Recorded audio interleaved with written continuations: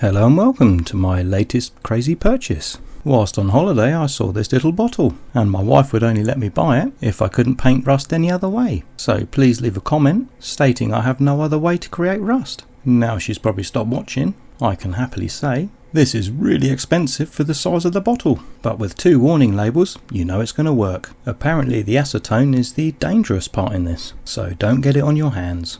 And it's not to be confused with the acetone that comes in nail varnish remover.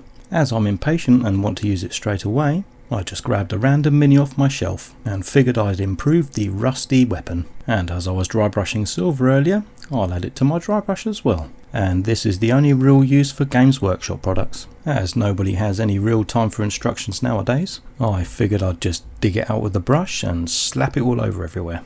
And if it fails, I can always blame the product. I'm also going to see if you can blend or smear it, so I'm only going to cover half of the weapon. And as I put far too much in my brush, and there's no way I'm wasting any of this, I applied it to a primed only surface and a coloured surface as well to see what would happen. This stuff stinks, so I recommend closing it when not using it. This stuff also dries so fast that smearing it was a complete fail. Within 5 minutes it's completely dry. But knowing I'm impatient, I shall wait to see if anything else happens before deciding it didn't work.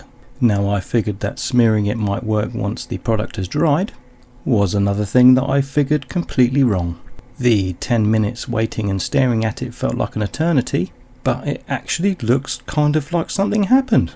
It kind of looks like rust. Fearing this was all in my imagination and that something actually finally worked that I used the good old finger poking and rubbing method to make sure it wouldn't fall off when I stopped looking at it. Unfortunately, the darker, thicker areas on the weapon did come off very easily with a minor little scratching. It was at this point that I realised the thinner areas of paint gave a much better result. So I decided to paint the other half of the weapon, as well as another silver area, on my dry brush palette, applying it a little bit thinner.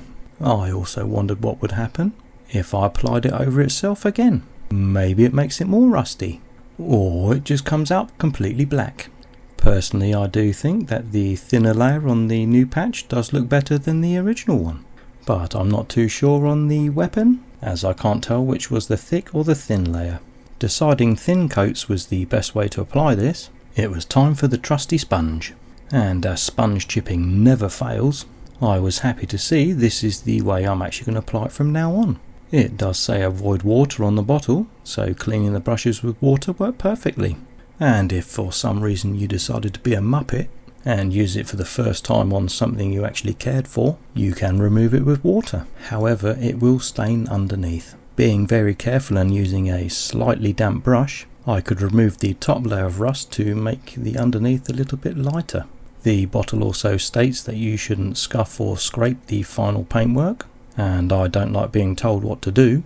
I decided to scuff it gently with my finger and scratch it heavily with my thumbnail, including on the darker, thicker areas, and found it didn't come off.